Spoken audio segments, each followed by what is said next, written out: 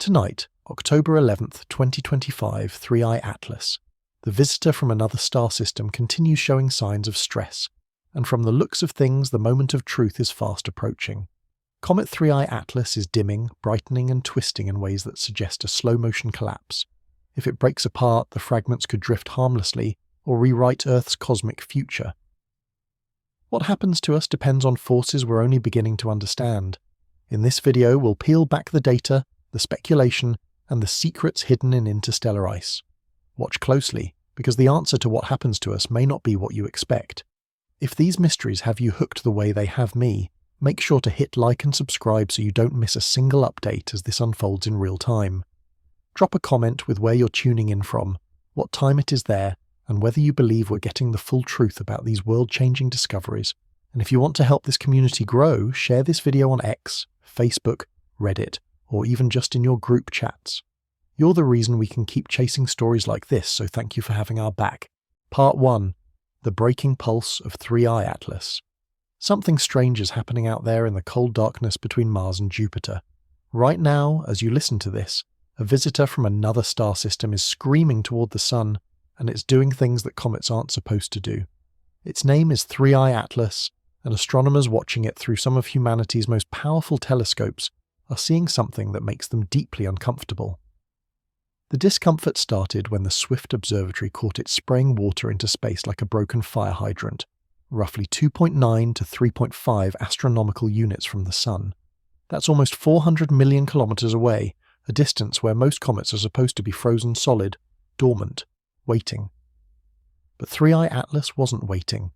It was bleeding water at a rate of 40 kilograms per second, a cosmic hemorrhage that shouldn't be possible at that distance.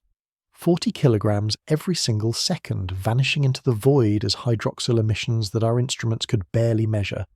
Imagine standing in your backyard with a garden hose that never runs dry, except the hose is attached to a mountain of ice hurtling through space at speeds that would make a bullet seem slow. The James Webb Space Telescope turned its infrared eye toward this visitor and saw something equally troubling. Large icy grains tumbling through the coma, the fuzzy clouds surrounding the nucleus, mixed with spectroscopic signatures of water ice that glinted in wavelengths we associate with primitive, unprocessed material. The optical spectrum showed a red slope, the kind of color profile we see in D-type asteroids, those ancient bodies from the outer solar system. But then in infrared, that slope flattened out. 3i Atlas was refusing to fit into our neat categories, behaving like an asteroid and a comet simultaneously, wearing two masks at once.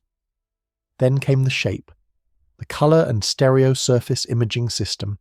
A camera aboard a Mars orbiter captured images showing a teardrop-shaped coma, asymmetric and strange.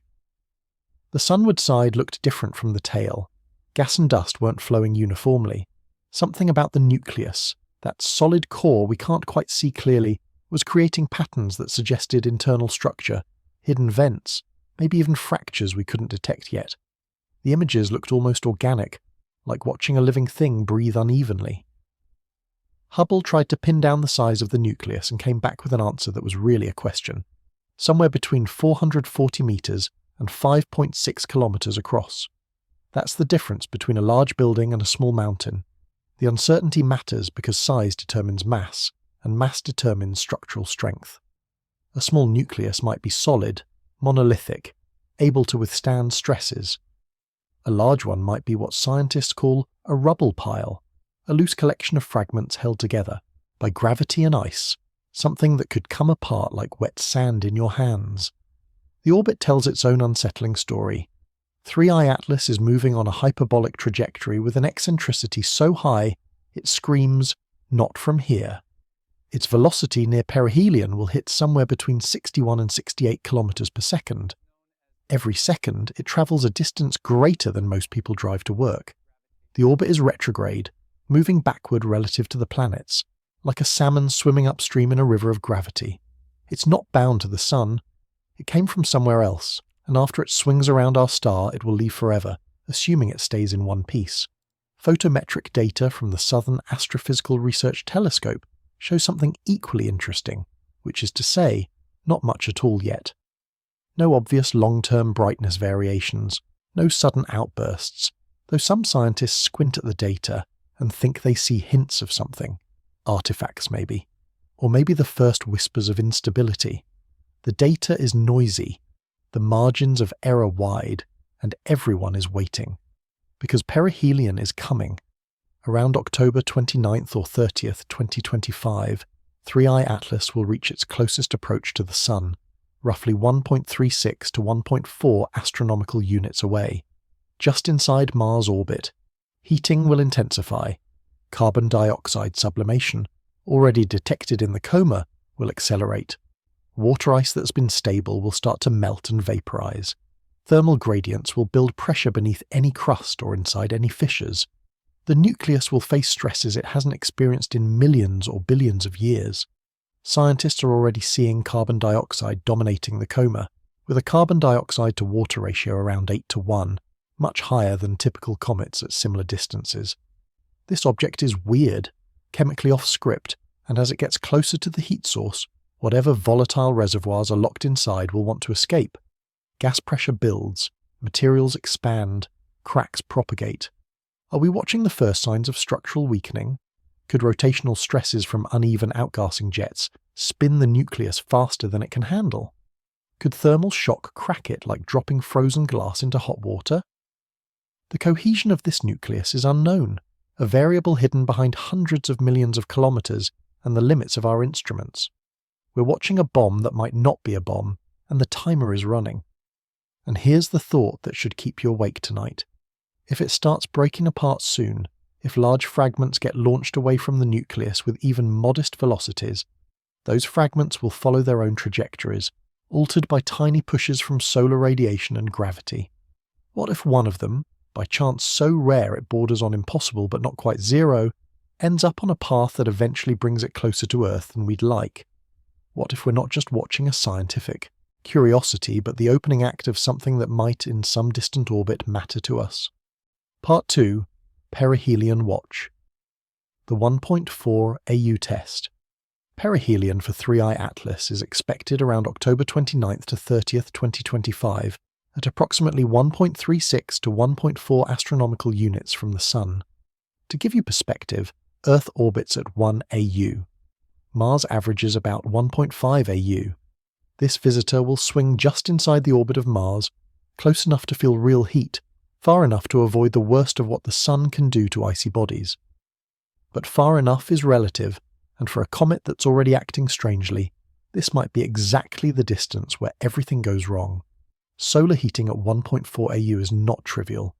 The intensity of sunlight follows an inverse square law, so at this distance, the Sun delivers about half the energy per square meter that Earth receives. That doesn't sound like much until you remember that comets are made of ices that have been frozen for eons, materials that sublimate, meaning they go directly from solid to gas without melting first. Water ice sublimates slowly at this distance, but carbon dioxide ice doesn't wait. It vaporizes vigorously, and 3i Atlas is already showing a coma dominated by carbon dioxide, with that 8 to 1 ratio compared to water. Carbon dioxide is the early warning system of cometary distress. When carbon dioxide sublimation ramps up, it doesn't happen uniformly. The nucleus spins, different surfaces face the Sun, and volatiles trapped beneath thin crusts or inside voids suddenly want out. Gas pressure builds in pockets. Imagine a pressure cooker with no release valve, or rather, with release valves that are frozen shut until suddenly they're not. When a vent opens, gas explodes outward, dragging dust and larger particles with it. These jets create thrust, tiny rocket engines that push back on the nucleus, altering its rotation, possibly spinning it faster. Faster rotation means more centrifugal stress. More stress means cracks propagate. Thermal stress is another beast entirely. Daytime on a comet nucleus can reach temperatures well above freezing, while nighttime plunges back below -100 Celsius. Materials expand when heated and contract when cooled. Do this cycle after cycle, and even solid rock can crack. Ice is worse. Different types of ice have different thermal expansion coefficients. Water ice behaves differently than carbon dioxide ice. If they're mixed or layered, they want to expand and contract at different rates. The result is shearing forces, fractures that grow with each rotation. We've seen this happen before. Comet Oison, back in 2013, disintegrated as it approached the Sun, torn apart by thermal stress and tidal forces. Comet C/2019 Y4 Atlas, confusingly sharing part of the name with our current visitor, fragmented into roughly 30 pieces around 0.6 to 1 AU from the Sun. These weren't gentle separations. They were violent breakups where chunks of nucleus weighing thousands or millions of tons simply flew apart, unable to hold themselves together against the forces acting on them. Models developed from studying those disintegrations suggest that internal structure matters enormously. A monolithic nucleus, solid ice and rock fused together, can withstand immense stress. But a rubble pile, a collection of smaller pieces held together by weak gravity and sintering, that kind of structure is fragile. One good shock, and it comes apart like a house of cards. We don't know which kind 3I Atlas is. The size uncertainty from Hubble, that range between 440 meters and 5.6 kilometers, makes it impossible to calculate mass accurately. Without mass, we can't estimate density. Without density, we can't guess structure. If the nucleus has high porosity, meaning it's full of voids and empty spaces, those voids become weaknesses. Gas can infiltrate them, pressure can build, and sections can blow out. Think of it like putting dry ice inside a sealed bottle. For a while nothing happens. Then suddenly, boom! Fragmentation from internal pressure doesn't require tidal forces or close solar approaches. It can happen anywhere if the conditions are right. So here's the scenario scientists are quietly discussing in conference rooms and email threads. Suppose a large fissure opens on the sunward side of 3I Atlas during perihelion passage. Suppose a chunk, maybe 10% of the total mass, maybe more, gets torn away by a combination of thermal stress and gas pressure. How much velocity would that fragment gain? Outgassing jets from comets can produce velocities in the range of meters per second, sometimes tens of meters per second. That doesn't sound like much, but in orbital mechanics, a few meters per second can mean the difference between an object that stays on its original path and one that diverges significantly over time. Tidal effects from the Sun at 1.4 AU are minimal compared to closer approaches, nothing like what Shoemaker-Levy 9 experienced near Jupiter, but tidal forces don't have to dominate to matter. They can be the final straw added to a load that's already at its limit. Combined with gas pressure and thermal shock, even weak tidal tugging could help pull apart a nucleus that's ready to go. What will we see if this happens? Observational signatures would include sudden brightness spikes as fresh ice gets exposed and sublimates rapidly. Multiple nuclei would appear in the coma, bright spots that persist over days or weeks as fragments follow slightly different paths. Morphological changes in the coma structure, new jets pointing in unexpected directions, asymmetries that grow and evolve, sudden increases in the size distribution of dust grains as larger chunks get lifted into the coma, spectroscopic changes as deeper layers with different compositions get exposed to sunlight. Telescopes are ready, astronomers have observation time allocated. Around late October 2025, instruments around the world and in space will be watching 3I Atlas, with intensity usually reserved for once-in-a-lifetime events, because this might be exactly that. Part 3. The distance factor, 1.8 AU from Earth. Let's talk about distance, because distance is the only thing standing between fascinating astronomical event and global emergency. At its closest approach to Earth, 3I Atlas will be approximately 1.8 astronomical units away. That's roughly 170 million miles, or 270 million kilometers. To put that in perspective, Mars at its closest gets within about 0.4 AU of Earth. The Moon is only 0.00257 AU away. 1.8 AU is comfortable, a margin that should make everyone sleep soundly. But should it? Distance in space is deceptive because objects in space carry velocity, and velocity plus time equals distance travelled. Small changes in velocity, what orbital mechanics calls delta V, can propagate over weeks and months into large changes in position. When a comet nucleus fragments, pieces don't just sit there. They inherit the parent body's velocity, plus whatever additional velocity the fragmentation event gives them. Solar radiation pressure pushes on them differently depending on their size and composition. Gravitational perturbations from planets can nudge them. Over time, fragments that started close together can end up on very different paths. Current orbital elements for 3I Atlas show an eccentricity of roughly 1.04 to 1.06, definitively hyperbolic. The inclination is around 142 degrees, meaning it's moving retrograde relative to Earth's orbit. The trajectory brings it nowhere near an intersection with Earth's orbital path based on current models, but those models assume the nucleus stays intact.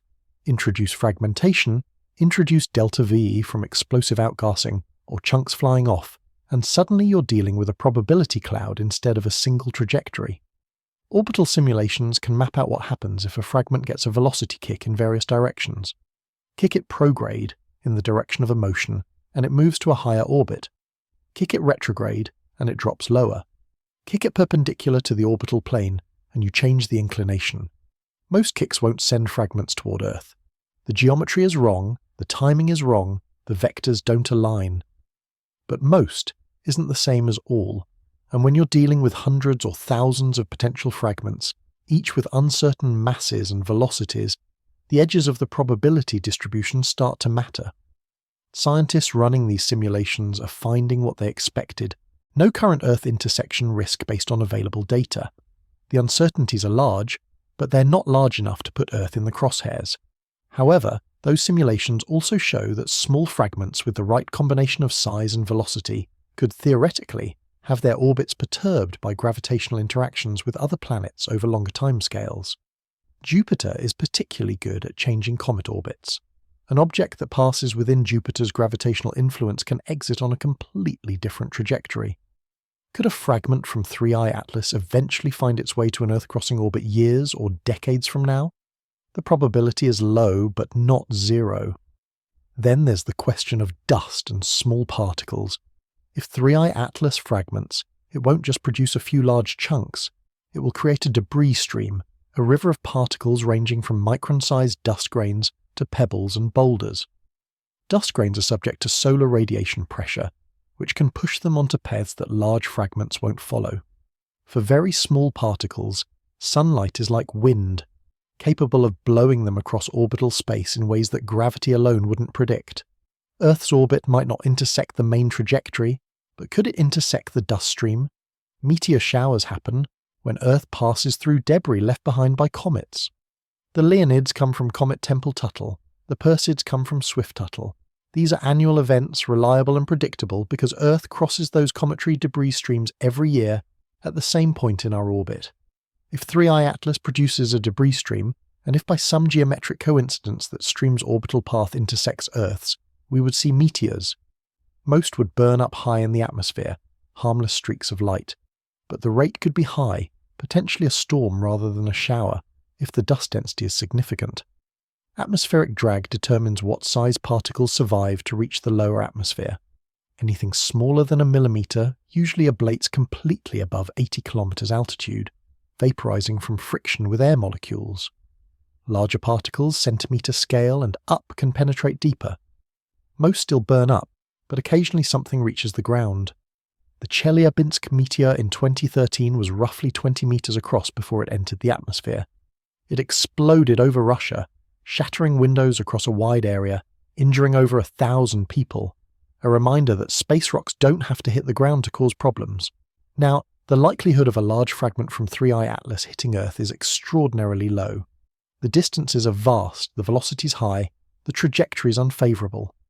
But extraordinarily low isn't zero. If a fragment the size of a car somehow ended up on a collision course, it would produce an explosion equivalent to a few kilotons of TNT. A fragment the size of a house could be tens of kilotons. These are small compared to nuclear weapons, but large compared to anything you want landing in your city. The damage would be localized, but real. Even if Earth isn't hit, there are subtler effects to consider. A large dust influx could increase particulate levels in the upper atmosphere, affecting everything from satellite drag to sky brightness to global albedo. We'll come back to those possibilities, but for now, understand that distance matters, and 1.8 AU is far. But fragmentation introduces variables that make far feel less comforting than it should. Part 4. Fragmentation. Precedents. We can't ignore. If you want to understand what might happen to 3I Atlas, you need to look at what's happened to comets before. Fragmentation isn't rare, it's almost routine. Comets are fragile and the solar system is unforgiving. We have a catalogue of breakups, each one a case study in how ice and rock come apart under stress. start with Shoemaker-Levy 9, the most famous fragmentation event in modern astronomy. In July 1992, comet Shoemaker-Levy 9 passed within Jupiter's Roche limit, the distance at which tidal forces overcome a body's self-gravity. Jupiter's gravity pulled harder on the side of the comet facing the planet than on the far side, stretching it like taffy until it snapped into more than 20 distinct fragments. Those fragments spread out into a string of pearls, each one following a slightly different orbit. 2 years later, they slammed into Jupiter one after another over the course of a week, impacts that left dark scars visible from Earth. The lesson: tidal forces can shred a comet, and the results are dramatic. Comet Ison in 2013 gave us a different lesson. It approached the Sun on a trajectory that would take it within 1.2 million kilometers of the solar surface, well inside the orbit of Mercury. Astronomers predicted it might become the comet of the century, visible in broad daylight. Instead, it disintegrated. The nucleus, weakened by thermal stress and sublimation, simply came apart before perihelion. Some fragments may have survived briefly, but Ison effectively ceased to exist. The lesson: thermal stress near the Sun is lethal. Then there's Comet C/2019 Y4 Atlas, which shares part of its name with our current visitor. In April 2020, astronomers watched it break into roughly 30 pieces at a distance of about 0.6 to 1 AU from the Sun. No close approach to a planet, no extreme solar heating yet, just internal stresses that the nucleus couldn't handle. The fragments continued to brighten and fade over several weeks, as they sublimated and broke down further. Some pieces lasted longer than others, suggesting variations in size or composition. The lesson: fragmentation doesn't require extreme conditions. Sometimes comets just fall apart. Comet 2, I/Borisov, the second identified interstellar visitor, showed us what interstellar objects do under solar system conditions. Observations in 2019 and 2020 revealed outgassing, a coma, spectroscopic signatures of gas and dust. It didn't fragment during its passage, but it did show variability in brightness and coma structure, suggesting an irregular nucleus with active regions. The lesson: interstellar comets behave largely like solar system comets, at least the ones we've seen so far. There are others, less famous, but equally instructive. Comet 73P/Schwarzmann-Wachmann. 3 has been breaking apart slowly since 1995, shedding fragments during each perihelion passage. Comet 16P/Brooks, 2 split in 1889 and again in 1989. These are examples of comets that don't disintegrate catastrophically, but instead erode over time, losing pieces gradually. The lesson: fragmentation can be slow or fast, catastrophic or incremental. The physics behind these breakups involves several mechanisms. Spontaneous splitting can occur when internal pressure from sublimating volatiles exceeds the tensile strength of the ice holding the nucleus together. Imagine a balloon inflating until it pops. Rotational shedding happens when a nucleus spins fast enough that centrifugal force at the equator overcomes gravity. Material literally flies off the surface. Thermal shock, as discussed, comes from rapid heating and cooling cycles that crack the nucleus.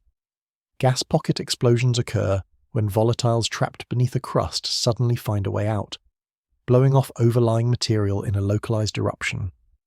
Fragment size distributions from observed breakups follow predictable patterns. Most of the mass ends up in a few large pieces, while most of the pieces are small. This is called a power law distribution, common in fragmentation events from collisions to explosions. For 3I Atlas, if it fragments, we'd expect a similar pattern.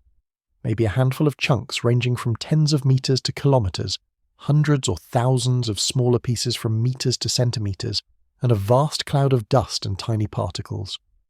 Observational challenges in catching fragmentation are significant. Fragments are faint, often below the detection limit of all but the largest telescopes.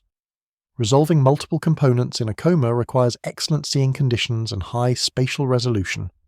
Background stars can confuse the picture, appearing like additional nuclei. Time-domain astronomy, repeatedly imaging the same object over days and weeks, is essential but resource-intensive. So what's probable for 3I Atlas?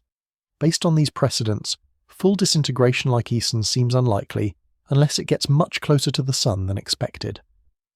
Partial fragmentation like C/2019 Atlas is plausible, especially if the nucleus is a rubble pile.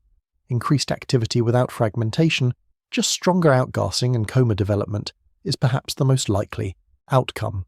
But likely isn't certain, and the history of comets teaches us that surprises are routine. Part 5. What breakup would mean, scientifically and existentially. If 3I Atlas breaks apart, the scientific community will be ecstatic and terrified in equal measure. Ecstatic because fragmentation exposes pristine interior material that's been shielded from cosmic radiation and solar heating, offering an unprecedented look at interstellar matter. Terrified because we'll lose the opportunity to study an intact nucleus, and because fragments on diverging orbits become harder to track and characterize. But the scientific payoff would be enormous. Every fragment would be a time capsule from another star system.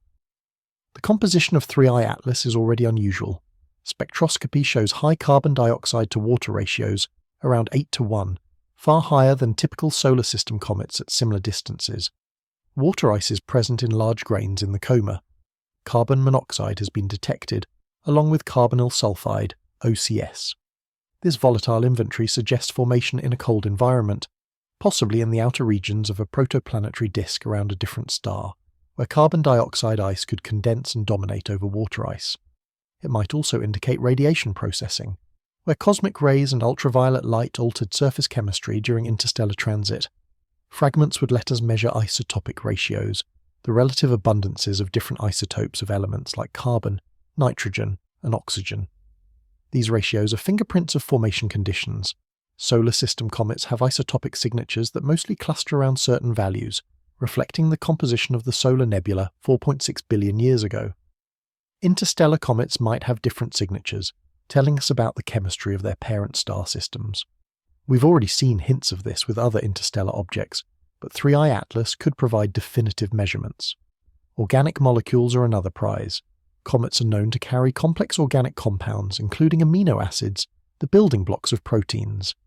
If 3I Atlas contains organics, and if they're chemically distinct from what we find in solar system comets, that would be evidence that organic chemistry varies across the galaxy. It would also feed into theories of panspermia, the idea that life's ingredients or even life itself could be transported between star systems, on comets and asteroids. Fragmentation would increase the surface area exposed to instruments, making detection easier. Now let's talk about existential and human effects, the ways a breakup might touch Earth and humanity. Start with dust. If fragmentation produces a significant dust cloud, and if Earth's orbit happens to intersect it at some point, we could see meteor activity. Small particles burning up in the upper atmosphere create streaks of light, meteors. If the influx rate is high enough, it becomes a meteor storm, hundreds or thousands per hour. These events are spectacular but mostly harmless. The particles vaporize at altitudes above 80 kilometers, well above where aircraft fly, well above where weather happens. But dust doesn't all burn up instantly. Some lingers in the upper atmosphere, particularly particles in the micron to submicron range. These can stay aloft for months, scattering sunlight and potentially affecting sky brightness. You might notice slightly more colourful sunsets or a faint glow in the night sky if the density is high enough. Climate effects are possible, but unlikely to be significant unless the dust volume is massive. Volcanic eruptions inject far more particulates into the atmosphere, and even large eruptions cause only temporary cooling of a fraction of a degree. Comet dust would need to be comparable in volume to a major eruption to matter climatically, and 3I Atlas probably isn't big enough for that. Satellites could face increased drag if dust density in low Earth orbit increases. More drag means more fuel needed for orbit maintenance, shorter satellite lifetimes, higher risk of collisions with debris. Space agencies monitor particulate density carefully for this reason. A large comet dust influx would be noticeable but manageable unless fragments reach sizes large enough to pose direct collision risks. Then there's the worst-case scenario, the one with extremely low probability but non-zero consequences. Suppose a large fragment tens or hundreds of meters across somehow ends up on a collision course with Earth. The energy released would depend on the fragment's mass and velocity. Interstellar speeds are high, 60 to 70 kilometers per second for 3I Atlas. At those velocities, even a modest-sized object carries enormous kinetic energy. A 50-meter fragment could release energy equivalent to several megatons of TNT, larger than any nuclear weapon ever detonated. That's Tunguska level, the 1908 event in Siberia that flattened 2,000 square kilometers of forest. A 100-meter fragment could be tens of megatons. Chelyabinsk, the 2013 meteor, was only about 20 meters and still caused widespread damage. Risk zones would depend on the fragment's trajectory and where it enters the atmosphere. Impact in an ocean could trigger tsunamis. Impact on land could devastate a city. But again, the probability is extraordinarily low, far lower than the risk from known near-Earth asteroids, which we monitor specifically for this reason.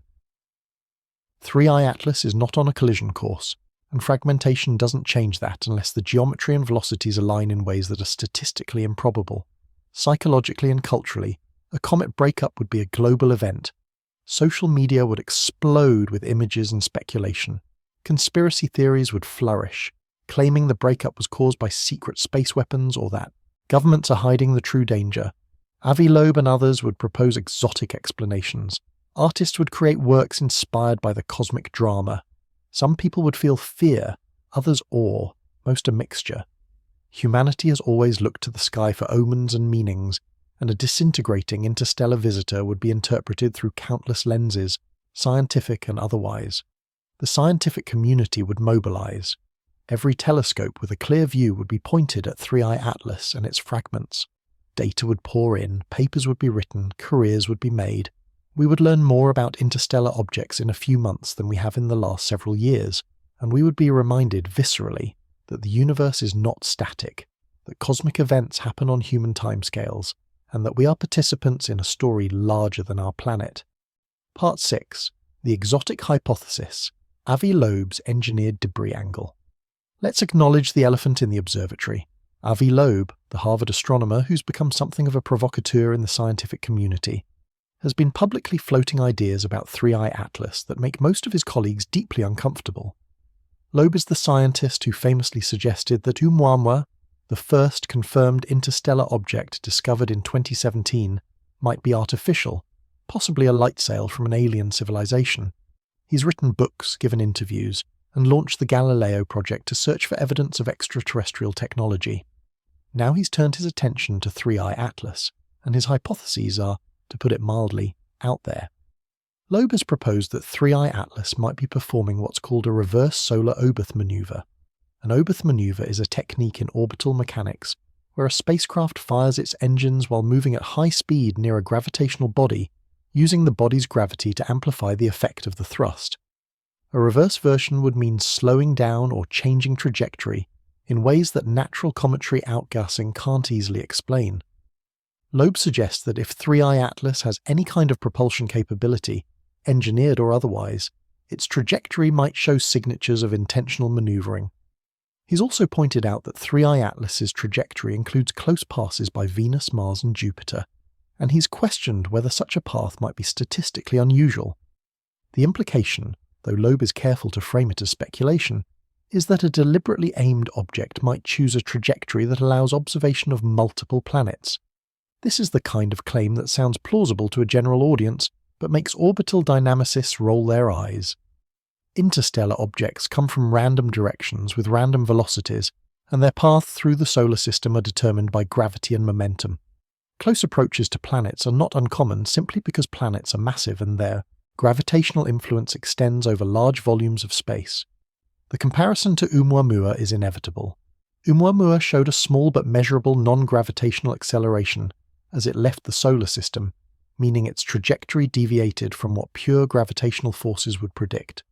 The mainstream explanation is outgassing, gas jets pushing the object off course, even though we didn't directly detect a coma. Comets do this all the time. But Loeb argued that the acceleration profile didn't match typical cometary behavior, and proposed that Oumuamua might be a thin, lightweight structure like a solar sail, accelerated by sunlight pressure. Most scientists found this explanation unnecessarily exotic, but Loeb persisted. With 3I Atlas, we do see outgassing. The water jets and carbon dioxide coma are well documented, so any non-gravitational accelerations can be attributed to those natural processes. Astrometric residuals, the tiny differences between where an object is predicted to be and where it's observed, have been analysed, and so far they're consistent with cometary outgassing. No anomalies that scream artificial propulsion, but Loeb might argue that the absence of evidence isn't evidence of absence, that subtle signs could be hidden in the noise, that we need more data. Let's do the math, at least roughly. To meaningfully alter the trajectory of a comet-sized object, you need thrust. The amount of thrust depends on the mass of the object and how much you want to change its velocity. If 3I Atlas has a nucleus mass in the range of billions to trillions of kilograms, depending on size and density, even a small velocity change requires significant force over time. Outgassing from 40 kilograms per second of water produces thrust, but it's diffuse and not efficiently directed. An engineered propulsion system hypothetically could direct thrust more efficiently, but the energy requirements would still be immense. Where would that energy come from? Solar panels? Nuclear reactors? The speculation spirals quickly into unfalsifiable territory. Loeb has also entertained the idea that the nucleus might contain internal machinery, or hard structures that help it survive the rigors of interstellar space. Cosmic rays, micrometeorite impacts, and radiation over millions or billions of years would erode any exposed surface. A natural comet nucleus deals with this through sublimation and resurfacing, but an artificial object might need shielding or self-repair mechanisms. If you took this idea seriously, you'd look for spectroscopic signatures of unusual materials, thermal properties that don't match ice and rock, or structural features visible in high-resolution images. So far, none of those have appeared. The mainstream scientific counterarguments are straightforward. Occam's razor suggests that natural explanations are preferable, unless evidence demands otherwise. Comets are well-understood objects, and 3I Atlas behaves like a comet with some unusual but not inexplicable characteristics. The high carbon dioxide to water ratio is odd but not impossible. The early activity at large distances is surprising, but can be explained by volatiles with lower sublimation temperatures. The trajectory, while hyperbolic, fits within the statistical distribution of interstellar objects we'd expect to see as our detection capabilities improve. There's no positive evidence for anything artificial, no signals, no structures, no materials inconsistent with natural astrophysical processes. But here's the uncomfortable part. If, hypothetically, 3I Atlas contained any kind of artificial components, hybrid or otherwise, how would we know? Our observations are limited to surface layers and emitted gases. We can't see inside the nucleus. We can't land a probe on it, not with current technology and the object's speed and trajectory. If there were machinery deep inside, shielded by meters or kilometers of ice, it would be invisible to us. This is the gap that Loeb and others exploit, the inability to prove a negative. If any of this were true, the implications would be staggering. It would mean interstellar travel is not only possible but happening, that other civilizations exist and are sending objects through the galaxy, and that we've just happened to intercept one. It would rewrite our understanding of our place in the universe overnight. Scientists would scramble to reanalyze every data point. Governments would get involved. The public conversation would shift from, "Are we alone?" to "What are they doing here?" But speculation without evidence is just storytelling, and science requires evidence. Until 3I Atlas does something that can't be explained by natural processes, until we detect a signal, or see a structural anomaly, or measure an acceleration profile that defies cometary physics, the exotic hypothesis remains firmly in the realm of the unlikely. Still, the questions Loeb raises, however improbable, tap into a deeper human need to wonder whether we're being watched, whether the universe contains intelligence that might notice us. And sometimes wondering is enough to keep people looking up at the sky, which is maybe the point. Part 7. Comet Autopsies. What really destroys them? Comets die in messy, violent ways, and scientists have gotten surprisingly good at conducting autopsies on the debris. Every breakup, every disintegration, adds data to our understanding of what holds these objects together and what tears them apart. The mechanisms are diverse, overlapping, sometimes synergistic. Let's dissect them. Rotational spin-up is one of the subtler killers. Comets are not solid spheres spinning uniformly in the void. They're irregular chunks of ice and rock, often with active regions that vent gas preferentially from certain areas. When gas jets fire from a rotating nucleus, they create torque, like tiny rocket engines mounted off-center. Over time, this torque can spin the nucleus faster. The Yarkovsky-O'Keefe-Radzievskii-Paddock effect, mercifully shortened to YORP, also contributes through thermal radiation patterns. though it's weaker for comets than for asteroids. As rotation speed increases, centrifugal force at the equator grows. Eventually, if the spin gets fast enough, material at the equator starts to feel weightless. At that point, the nucleus doesn't need much of a push to start shedding chunks. Several observed comets have shown this behavior, losing mass from their equatorial regions while the poles remain relatively intact. Thermal stress is more dramatic and more destructive. Comets experience temperature swings that would crack steel. The sun would face during the day can reach temperatures well above water's freezing point, sometimes exceeding 300 Kelvin depending on distance and albedo. The night side plunges to below 100 Kelvin, sometimes far lower. These are not gradual transitions. A point on the surface goes from baking to freezing in hours as the nucleus rotates. Different materials respond differently. Water ice expands when it freezes, unlike most substances. Carbon dioxide ice sublimates at different temperatures than water ice. If these materials are intimately mixed or layered, thermal expansion and contraction happen at different rates in adjacent regions. The result is shear stress, the kind that propagates cracks. Do this cycle after cycle, orbit after orbit, and even thick ice can fracture like tempered glass struck with a hammer. Sublimation pressure from volatile ices is perhaps the most powerful mechanism. When ice sublimates, it doesn't just vanish quietly. Solid turns to gas, and gas occupies far more volume than solid. 1 cubic centimetre of water ice produces roughly 1 litre of water vapour at standard temperature and pressure, a 1,000-fold expansion. If that gas is trapped beneath a crust or inside voids in the nucleus, pressure builds rapidly. Eventually something has to give. The weakest point ruptures, and gas explodes outward, often carrying dust and larger particles with it. These outbursts can be sudden and violent, visible as brightness spikes when observed from Earth. If the crust is thin or the voids are large, the outburst can remove significant mass, changing the nucleus's structure and potentially triggering further instability. Structural weakness is less a mechanism than a precondition. Not all comets are created equal. Some are monolithic, solid blocks of ice and rock that formed as single objects and remained intact through their history. Others are rubble piles, agglomerations of smaller pieces that came together gently and are held by weak cohesive forces, sometimes just sintering where ice grains stick together, or gravity that's barely strong enough to overcome local stresses. Rubble pile structures are inherently fragile. They lack tensile strength, pull on them and they come apart, spin them too fast and they fly apart. Heat them unevenly, and different sections respond independently. Many scientists suspect that most comets are rubble piles, or at least have significant internal heterogeneity, which makes them vulnerable to disruption under conditions that wouldn't bother a monolithic nucleus. Collisions with solar wind and micrometeoroids are slower killers, but relentless.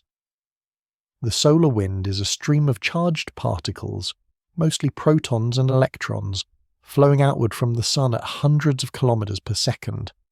It carries energy that can sputter away surface material atom by atom, a process that's slow but accumulates over time. Micrometeoroids, tiny fragments of dust and rock orbiting the sun, impact comet nuclei at high relative velocities, chipping away material. In interstellar space, 3I Atlas would have been exposed to cosmic rays and interstellar dust at even higher relative velocities, given its speed. These impacts don't cause catastrophic breakup, but they weaken surfaces, create microscopic fractures, and over millions or billions of years they add up.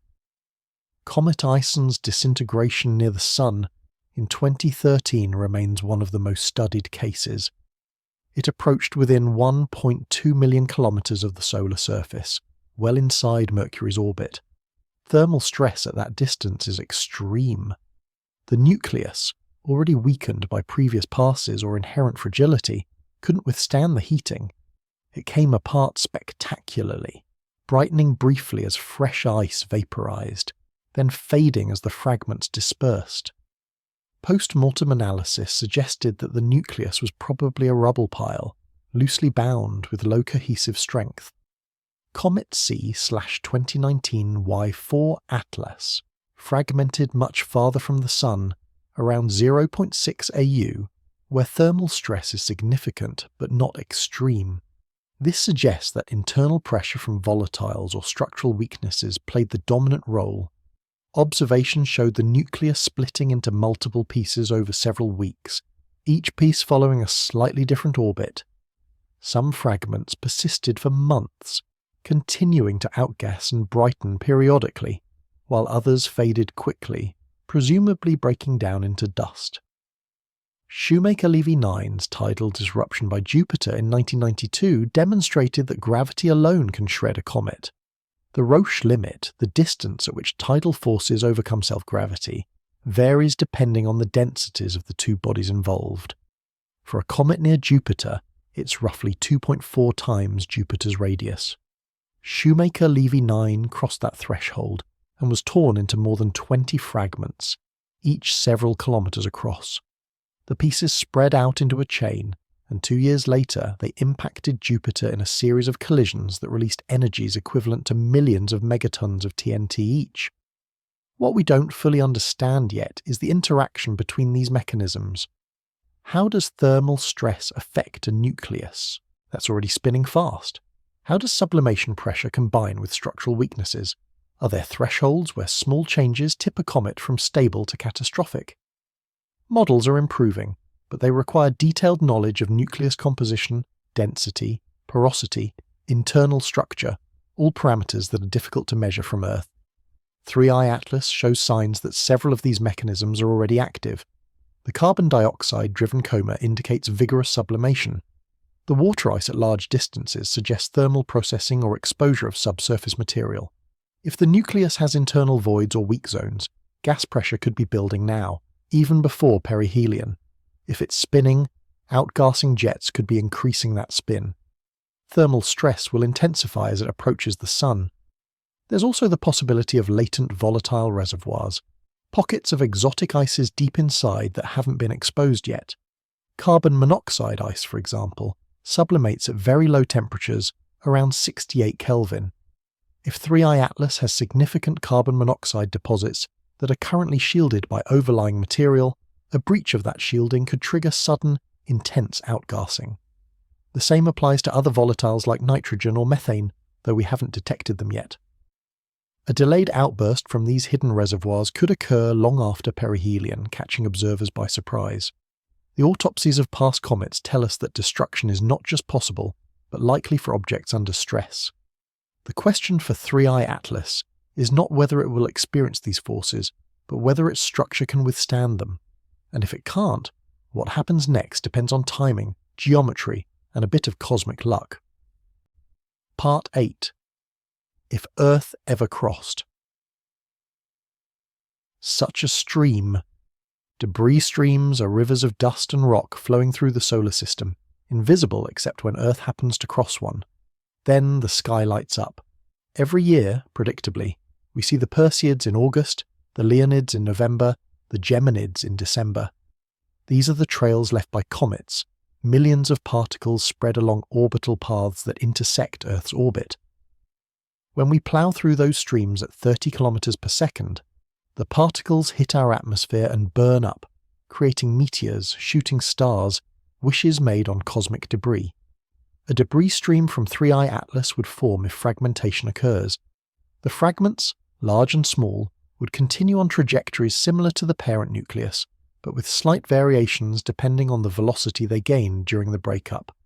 Solar radiation pressure would push the smallest particles, microns and submillimeters, more strongly than larger ones, causing them to drift relative to the larger fragments. Over time, the stream would spread out, forming a ribbon of material following a specific orbit through space. For Earth to cross such a stream, the geometry would have to align in very specific ways. 3I Atlas's orbit is highly inclined, around 142 degrees, meaning it's moving almost perpendicular to the plane where Earth and most planets orbit.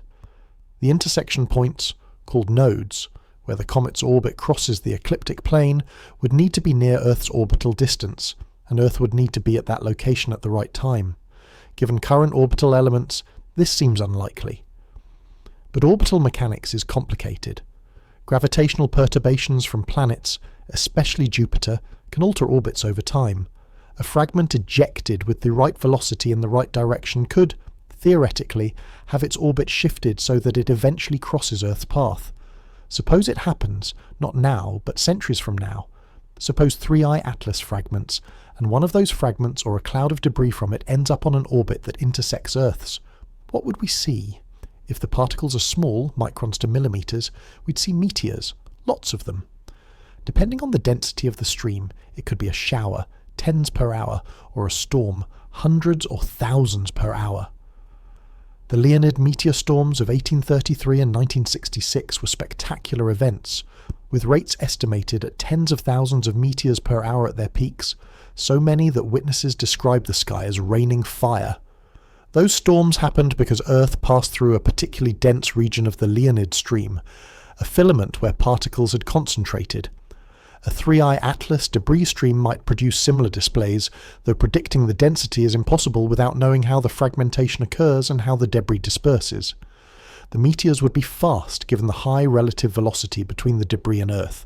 Faster meteors produce brighter, longer-lasting streaks, often with persistent trains, glowing trails of ionized gas that linger for seconds or even minutes. If the particles are larger, centimeters to meters, we'd see bolides, extremely bright meteors that can cast shadows and occasionally produce sonic booms. These are rarer but more dramatic. A large enough particle, tens of centimeters or more, might survive to reach the lower atmosphere, where it could explode in an airburst, releasing energy comparable to conventional explosives. The Chelyabinsk meteor was roughly 20 meters across before entering the atmosphere. It exploded at an altitude of about 30 kilometers, releasing energy equivalent to 400 to 500 kilotons of TNT. The shockwave shattered windows across 6 cities and injured over 1,500 people. That's the upper end of what meteoroids typically do, but it illustrates the potential. Atmospheric effects from a large influx of dust could be more subtle but longer lasting. Dust particles in the upper atmosphere scatter sunlight, affecting the colour and brightness of the sky. Volcanic eruptions inject vast amounts of particulates into the stratosphere, creating vivid sunsets and sometimes cooling the climate by reflecting sunlight back into space. The eruption of Mount Pinatubo in 1991, for example, lowered global temperatures by about 0.5 degrees Celsius for several years.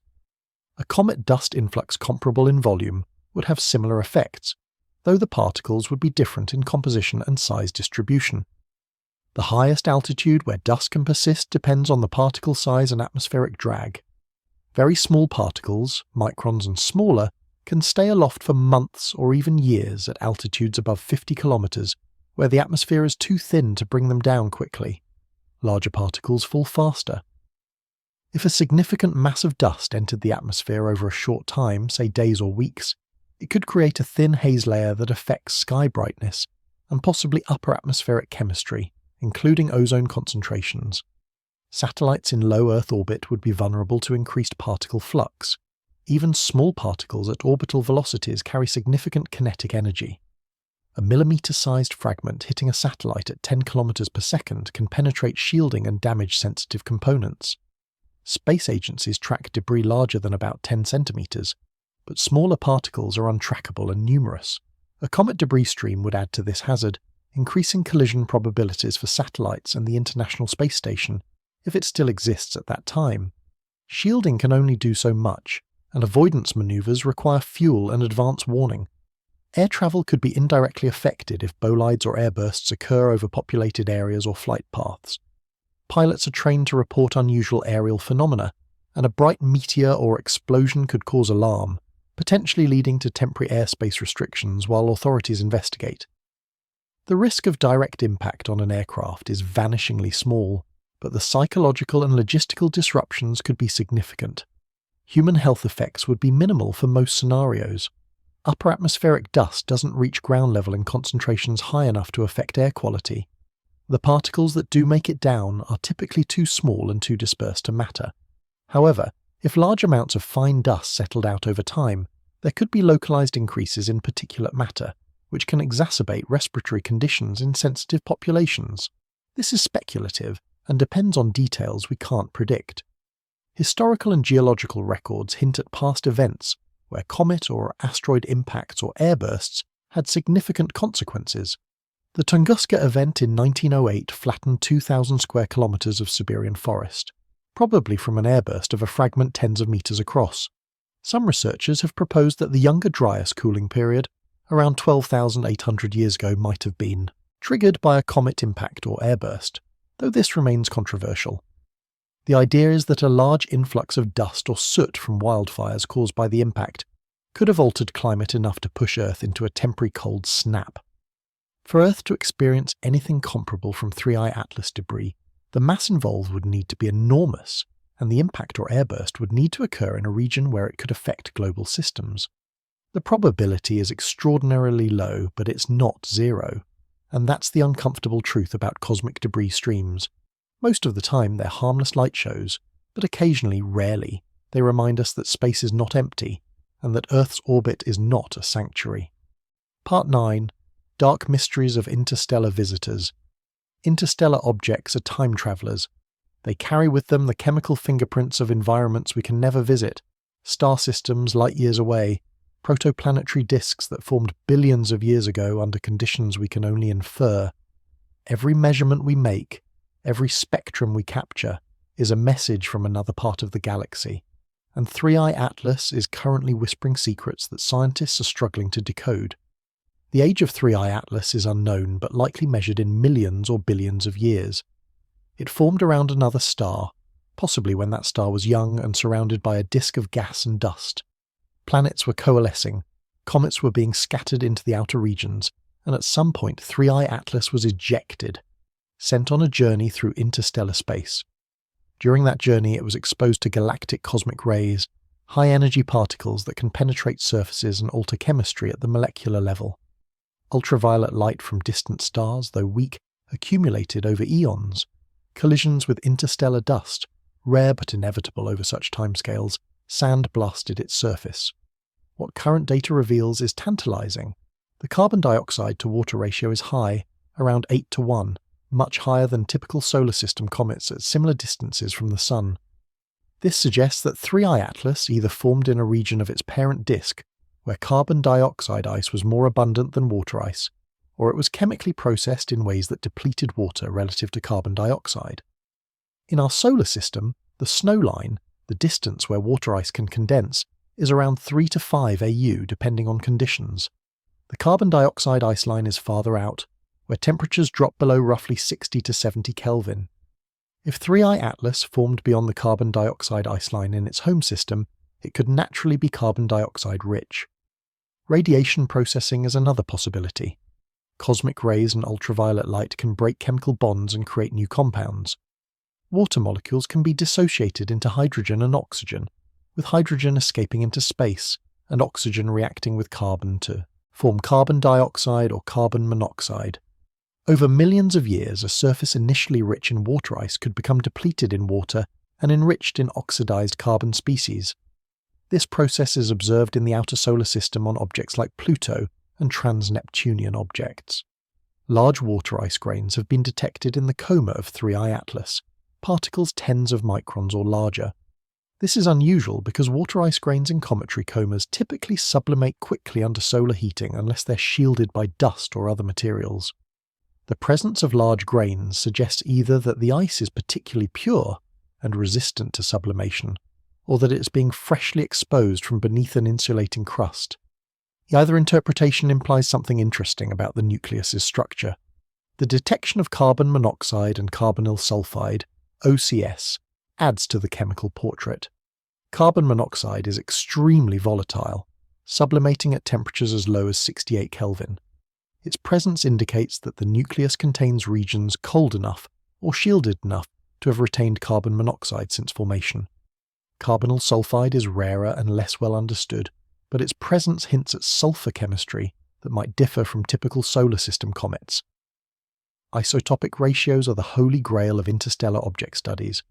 Isotopes are versions of the same element with different numbers of neutrons. Carbon has two stable isotopes, carbon-12 and carbon-13. The ratio of carbon-13 to carbon-12 varies slightly depending on where and how the material formed. In our solar system, this ratio is relatively uniform, but other star systems could have different ratios depending on the metallicity of the parent star the history of nucleosynthesis in that region of the galaxy, and other factors. Measuring isotopic ratios in 3I Atlas would tell us whether its parent system had a different chemical history than ours. The challenge is that isotopic measurements require high-resolution spectroscopy with excellent signal-to-noise ratios. 3I Atlas is faint, and the relevant spectral lines are weak. Instruments like the James Webb Space Telescope and the Atacama Large Millimeter Array are capable of these measurements, but they require long observation times and the object is moving, which complicates things. If fragmentation exposes fresh material, it might increase the signal strength, making isotopic measurements easier. Panspermia, the idea that life or its precursors could be transported between star systems, inevitably comes up when discussing interstellar comets. Could 3I Atlas carry microbes or organic molecules from its home system? The constraints are severe. Interstellar space is cold, just a few degrees above absolute zero, but it's also filled with radiation. Cosmic rays would penetrate any biological material, breaking chemical bonds and damaging DNA or other genetic molecules. Ultraviolet light from stars would do the same to surfaces. The survival time for unshielded microbes in interstellar space is estimated at thousands to millions of years, depending on the radiation environment, far shorter than the travel time between star systems, which is millions to billions of years. However, if microbes were buried deep inside the nucleus, shielded by meters or kilometers of ice and rock, they might survive.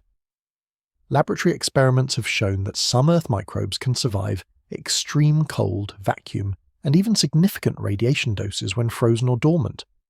Whether they could survive for geologic timescales is unknown, but it's not impossible. If 3I Atlas fragments, and we could somehow sample the interior, we could look for biosignatures, chemical or structural evidence of past or present life. The likelihood is low, but the implications would be monumental. Cosmic weathering affects what we see now. The surface of 3I Atlas has been exposed to interstellar conditions for its entire journey. Cosmic ray implantation can create new molecules, including hydrogen from the interstellar medium becoming embedded in the ice. Micrometeorite impacts can create amorphous layers where crystalline ice or rock has been shock melted and resolidified. What we observe as the surface composition might not reflect the bulk composition. Fragmentation, again, would be invaluable because it exposes pristine interior material that hasn't been weathered. Anomalies in interstellar objects are not uncommon, and 3I Atlas has its share of mysteries. The early water activity at large distances, the high carbon dioxide ratio, the large ice grains, all are unusual but not inexplicable. Yet they remind us how little we know about the diversity of comets in the galaxy. Our sample size is tiny. Oumuamua, 2I/Borisov, and now 3I Atlas. Each has been different. Each has surprised us.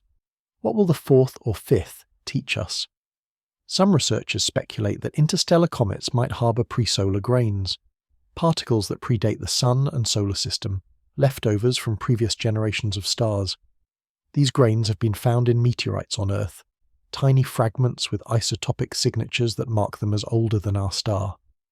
If 3I Atlas contains such grains, they would be chemically and isotopically distinct, providing a direct sample of galactic material. Fragmentation and sample return missions, though technologically challenging, could retrieve such treasures. Exotic ice phases are another possibility. Under certain conditions of temperature and pressure, water ice can form structures that don't exist naturally on Earth. Ice 7, for example, is a cubic phase that forms at high pressures. Whether such phases could survive in comet nuclei is debatable, but if they do, they might have unusual optical or thermal properties. Similarly, frozen noble gases like neon or argon, or unusual molecules like formaldehyde ice, could be present in trace, amounts detectable only with sensitive spectroscopy. The mysteries of 3I Atlas extend beyond chemistry to physics and dynamics. Why is its orbit so highly inclined? Was it ejected from its parent system at an unusual angle? Or has its trajectory been altered by gravitational interactions during its journey? How long has it been travelling? If we could trace its motion backward through the galaxy, accounting for stellar motions and gravitational perturbations, could we identify its home system? These are questions that require data we don't have yet, but fragmentation might provide clues by revealing internal structure or compositional gradients that constrain formation scenarios. The dark mystery, the one that keeps some scientists awake at night, is what we might be missing. Our instruments are limited, our observations constrained by distance and time. 3i Atlas will swing through the inner solar system once and leave forever, assuming it doesn't break apart. We have a narrow window to gather data, and if we miss something, it's gone. The universe doesn't give second chances for objects moving at 60 kilometers per second. Part 10. Conspiracies and Watchdogs. Who controls the narrative? When something unusual appears in the sky, especially something from beyond our solar system, the human impulse is not just to observe but to question. What are they not telling us? Who decides what information becomes public? Why are there gaps in the data, delays in announcements, periods of silence that feel like secrecy? 3i Atlas, like Oumuamua before it, has become fertile ground for conspiracy theories, speculation that ranges from plausible to absurd, and the line between legitimate skepticism and paranoia is thinner than you might think. Let's start with the legitimate anomalies and uncertainties, the things that feed speculation. 3i Atlas was discovered relatively recently, and comprehensive observations are still being gathered. There are periods when Earth-based telescopes can't observe it, because it's too close to the sun in our sky. Telescopes have strict pointing restrictions to avoid accidental damage from sunlight, creating blind spots in coverage. During those periods, we have no new data, no updates, and to someone not familiar with observational astronomy, that looks like information being withheld. High-resolution images of the nucleus are difficult to obtain. Even Hubble, with its incredible capabilities, can't resolve features on a sub-kilometer object at the distances involved. What we see is mostly the coma, the cloud of gas and dust, not the solid nucleus itself.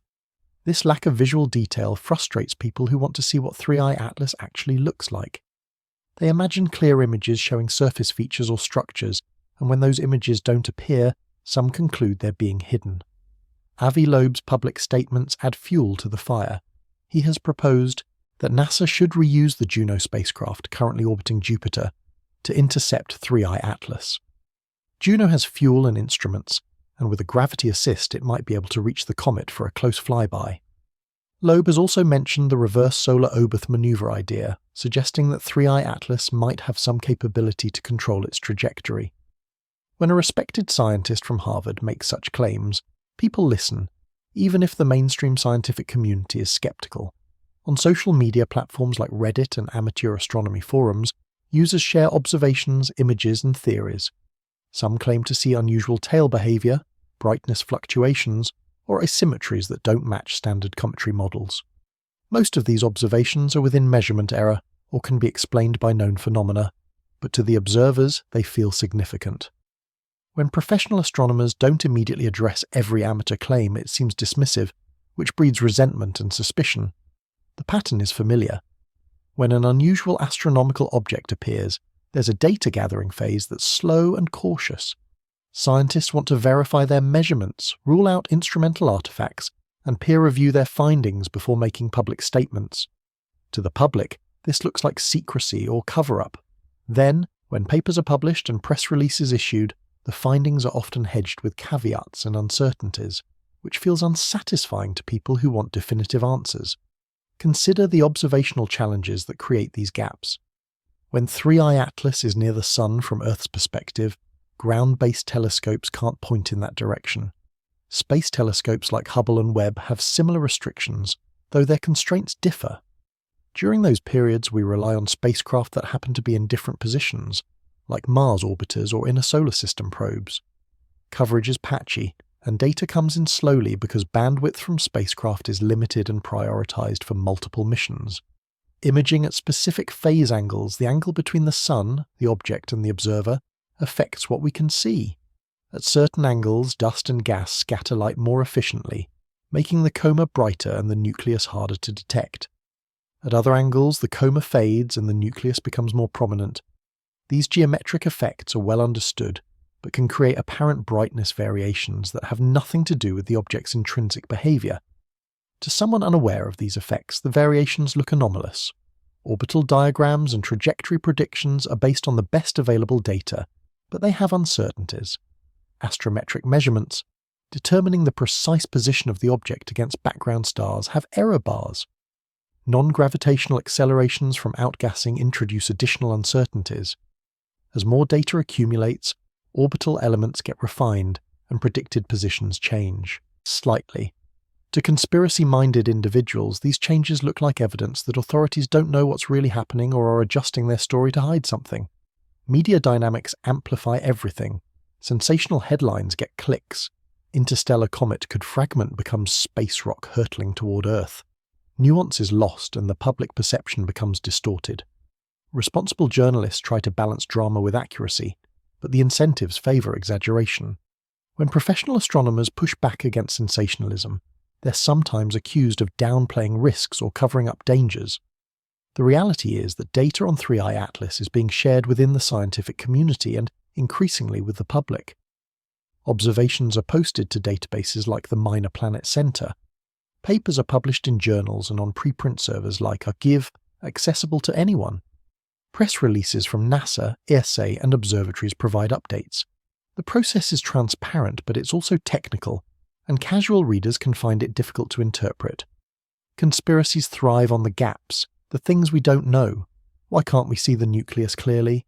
Because it's far away and small. Why aren't there more frequent updates? Because observations take time, and analysis takes longer. Why do some scientists propose exotic explanations? Because science progresses by testing unusual ideas, even if most of them turn out to be wrong. These answers are mundane, and mundane doesn't satisfy the part of the human brain that craves mystery and significance. There's also a cultural dimension. Cosmic events tap into ancient fears and myths. Comets have been seen as omens throughout history, harbingers of disaster or change. An interstellar visitor carries even more weight, a traveller from unimaginable distances bringing unknown influences. The idea that it might be artificial, that it might be watching us or even threatening us, is psychologically compelling in ways that a natural comet simply isn't. The truth is likely boring. 3i Atlas is probably a comet, unusual but natural, behaving according to physics we understand.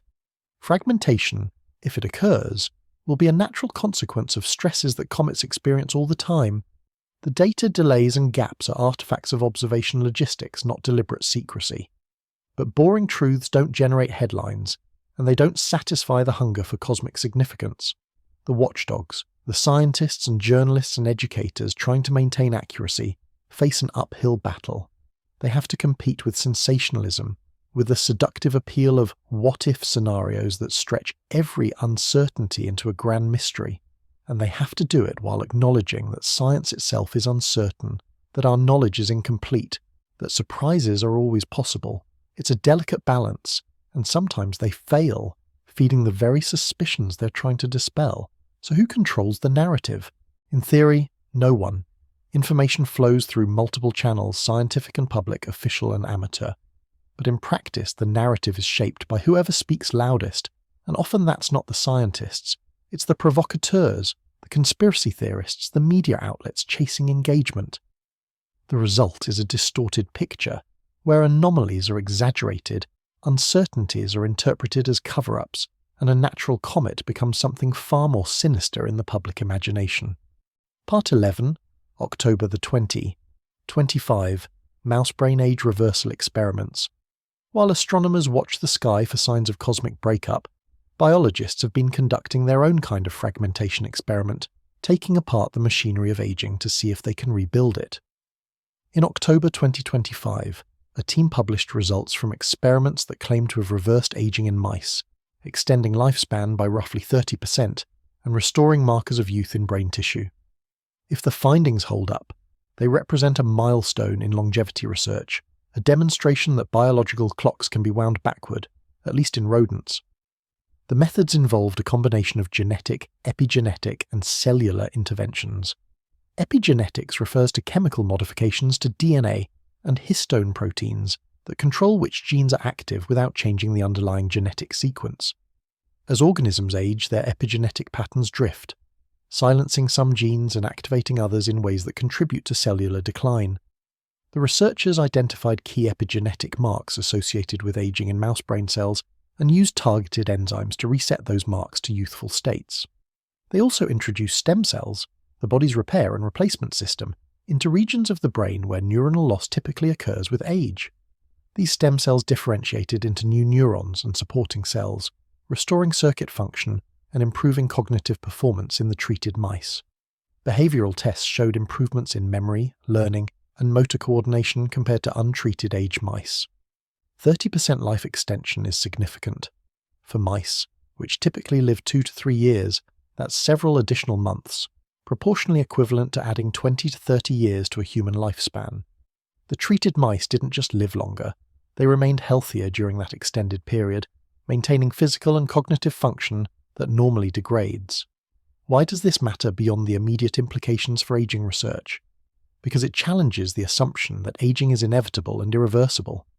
For most of human history, aging has been accepted as a one-way process, a gradual decline toward death. The idea that we might be able to intervene, to halt or even reverse that decline, transforms aging from a fate into a problem, something with potential solutions. The implications for society are vast and complicated. If similar interventions work in humans, and that's a massive if, we would face questions about access, equity, and the structure of civilization. Who gets the treatment? How do we handle a population that lives significantly longer? What happens to retirement, healthcare, social security, employment? These are not just technical problems, they're existential challenges that could reshape human culture. There's a metaphor here worth drawing. Just as we look at interstellar objects like 3I Atlas to peer back in time, to see material preserved from ancient star systems, age reversal is about preserving or recovering states from our own past. It's a kind of biological archaeology, excavating youthful cellular states from bodies that have moved on. Both pursuits, astronomical and biological, are fundamentally about understanding what endures and what decays, what can be saved and what is lost to time. Speculative tie-ins are always dangerous, but consider this. If Earth's atmosphere were to receive a large influx of fine particulate from a fragmenting comet, could that affect human health in ways related to aging? Probably not directly, but increased particulate matter can exacerbate respiratory and cardiovascular conditions, which are themselves linked to aging and longevity. Conversely, could cosmic radiation or novel organic molecules from an interstellar visitor have any biological effects? The doses would be far too low for direct impacts, but it's an interesting thought experiment about how cosmic events and biological systems might intersect. Contrast the timescales. Aging in biological organisms happens over decades for humans, years for mice. Cosmic processes operate on scales of millions or billions of years for objects like comets, though individual events like fragmentation can happen in hours or days, yet both are fundamentally about entropy, the tendency of ordered systems to become disordered over time. Aging is entropy at the cellular level. Cometary disintegration is entropy at the macroscopic level. Both can be resisted, at least temporarily, but never permanently defeated. The controversies surrounding the mouse aging research are predictable. Reproducibility is always a concern. Can other labs achieve the same results using the same methods? Side effects might emerge over longer timescales or in larger populations. Ethical dimensions loom large, especially as research moves toward primates and potentially humans. Who decides who lives longer? What are the unintended consequences of extending lifespan without extending health span, the period of healthy, functional life? There's also the societal impact. Civilizations are structured around the assumption that people are born, grow, age, and die within certain timeframes. Social institutions, from education to retirement to inheritance, are built on those assumptions. Extend lifespan significantly, and those institutions become unstable.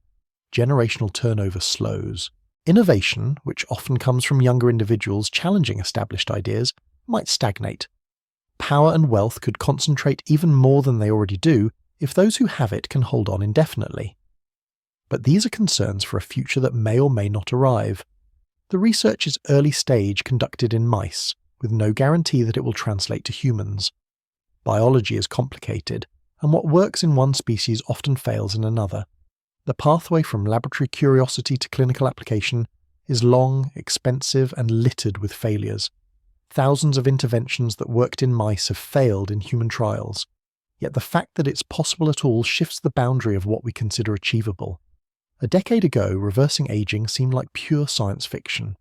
Now it's an active area of research with reproducible results in animal models. The conceptual barrier has been broken. We've proven that biological age is not an immutable property but a state that can be altered. Just as this laboratory experiment pushes the boundaries of biological possibility, 3i Atlas might push the boundaries of astronomical expectation. What seems stable, whether a cell or a comet nucleus, can transform suddenly when the right stresses are applied. What seems inevitable, whether aging or orbital mechanics, might contain hidden variables that change outcomes. Both remind us that the universe, biological and physical, is more malleable than our everyday experience suggests. The experiments also raise questions about preservation and loss. What gets preserved when you reverse aging? The physical structure of cells, the molecular machinery. But what about memories, personality, the accumulated experiences that define an individual? Similarly, if 3i Atlas fragments, what gets preserved? The chemical composition, the isotopic signatures, but the structural context, the way materials were arranged and layered, might be lost forever. Both scenarios involve trade-offs between gaining new information and losing irreplaceable context.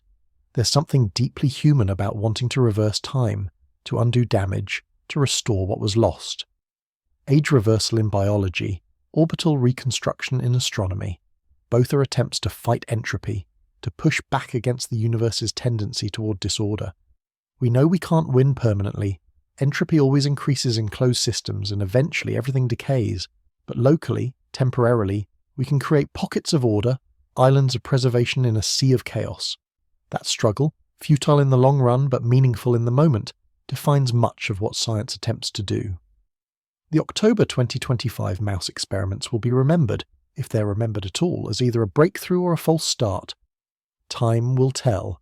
Similarly, 3i Atlas will be remembered as either the comet that fragmented spectacularly, teaching us volumes about interstellar material, or the comet that didn't, remaining intact and leaving scientists wishing for more data. Either outcome advances knowledge, but one is certainly more dramatic than the other. Part 12. AI builds a new physics law. In the same month that mice were having their biological clocks reset, artificial intelligence was making its own bid for scientific immortality. A machine learning system trained on astronomical datasets reportedly discovered a new relationship between dark matter distribution and galaxy rotation curves, a pattern that human physicists had missed despite decades of study. The claim is still being verified, peer-reviewed, argued over in conference halls and online forums, but if it holds up, it represents something unprecedented, a machine generating not just analysis but genuine physical insight. The details are technical, but the concept is straightforward. Galaxies rotate, and the speed at which their outer regions rotate doesn't match what we'd expect based on the visible matter we can see.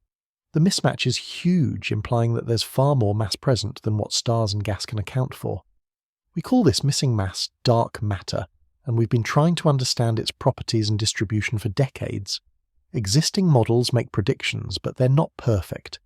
There are anomalies, galaxies that don't quite fit, discrepancies that suggest we're missing something. The AI system ingested data from thousands of galaxies, rotation curves, mass distributions, luminosity profiles, redshifts, everything available in public databases. Then it searched for patterns, correlations that might not be obvious to human researchers limited by intuition and prior assumptions. What it found was a mathematical relationship between the concentration of dark matter in galaxy cores and the steepness of rotation curves in outer regions, a relationship that wasn't predicted by existing models but fits the data better than those models do. Human physicists are now working backward, trying to understand why this relationship exists, what physical mechanisms might produce it, whether it points toward a modification of our theories of gravity or a new property of dark matter itself. The AI didn't explain the why, it only found the what. But finding the what is often the hardest part. Once you know that a pattern exists, figuring out the underlying cause becomes a tractable problem. This is the power and the danger of AI in science. It can process volumes of data that would take human researchers lifetimes to analyze. It can identify patterns that don't match our intuitions or expectations. But it can also overfit, finding patterns in noise, hallucinating correlations that aren't real.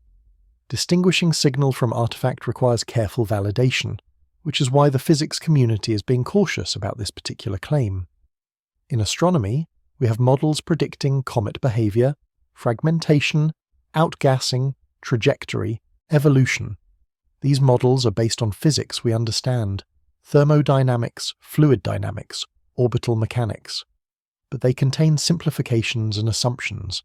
Comet nuclei are heterogeneous, with variable composition and structure. Outgassing is turbulent and chaotic. Predicting exactly when and how a comet will fragment is still more art than science. Could AI help refine these models for 3i Atlas? Absolutely. Machine learning systems could analyze photometric data, looking for subtle variations that might indicate early fragmentation. They could process spectroscopic data to identify trace species or anomalies in composition. They could run thousands of simulations with different assumptions about nuclear structure and select the ones that best match observations. In principle, AI could provide early warning of breakup events by detecting patterns that human observers might miss. Several research groups are already using machine learning for asteroid and comet studies. Neural networks trained on light curves can classify object types, predict rotation periods, and identify unusual behaviors. These systems aren't replacing human astronomers, they're augmenting them, handling the tedious data processing tasks and flagging interesting cases for closer examination. But there are risks. AI systems are only as good as their training data, and if that data contains biases or gaps, the AI will inherit them. An AI trained mostly on short-period comets might make incorrect predictions about long-period or interstellar comets. An AI that overfits to training data might see patterns that don't generalize to new cases. Hallucinated anomalies, false positives that look significant but aren't, could send researchers down dead ends or cause public panic if misinterpreted. There's also the interpretability problem. Deep learning systems, the kind producing the most impressive results, are often black boxes. They make predictions based on internal mathematical transformations that are difficult for humans to understand. If an AI predicts that 3i Atlas will fragment on a specific date, can it explain why? Can it point to the physical mechanisms? Or does it just output a probability based on inscrutable patterns in its training data? Scientists need to understand not just what a model predicts, but why it predicts it. Imagine an AI analyzing 3i Atlas data and detecting a subtle pattern in brightness fluctuations, a pattern that correlates with fragmentation events in other comets. It issues a warning: high probability of breakup within the next 2 weeks. Astronomers scramble to allocate observation time. Media picks up the story. Public interest spikes. Then nothing happens. The comet remains intact. Was the AI wrong? Was the pattern real but the physical interpretation incorrect? Or did the AI see something genuine that simply didn't lead to fragmentation this time because of factors it couldn't account for? The scenario highlights the challenge of integrating AI into scientific workflows.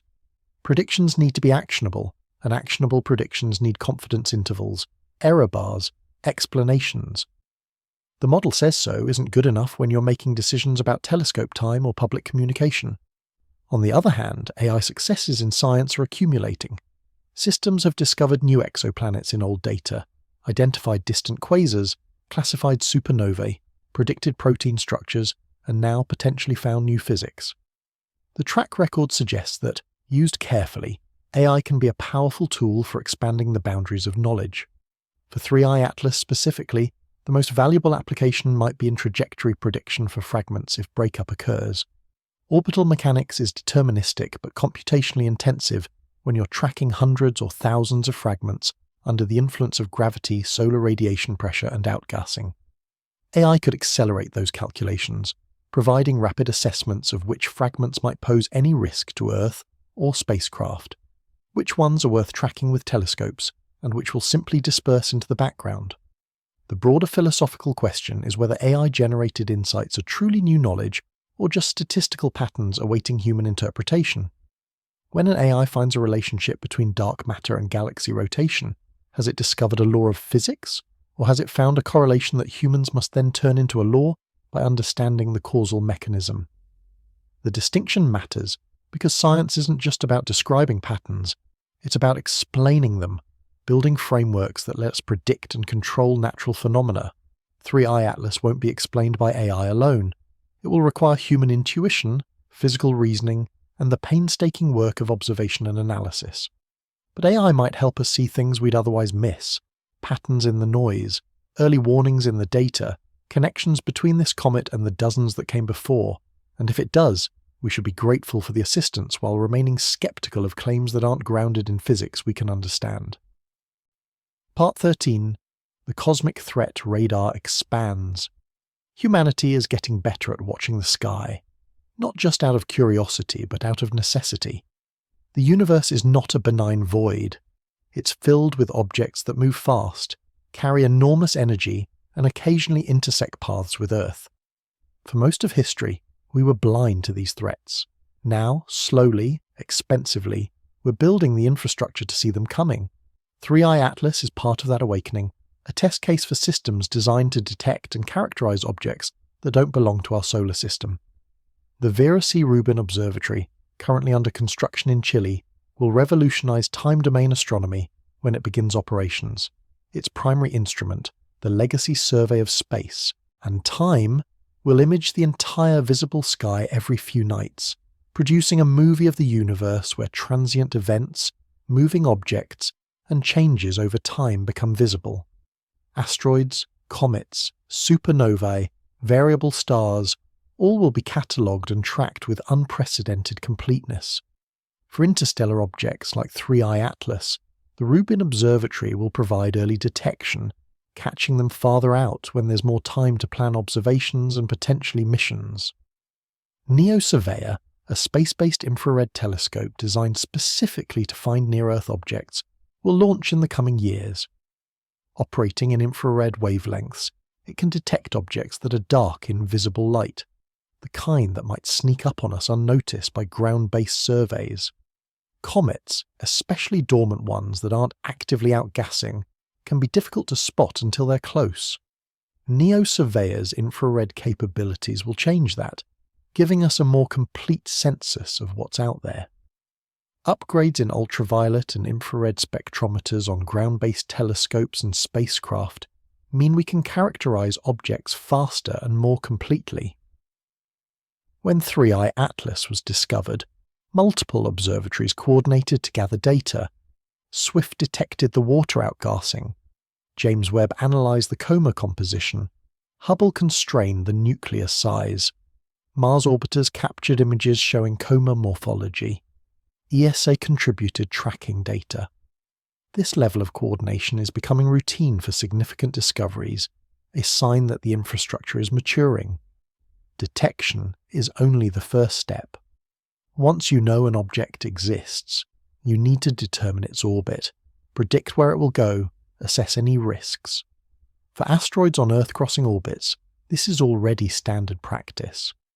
The Minor Planet Center maintains a database of known objects, constantly updated as new observations refine orbital elements.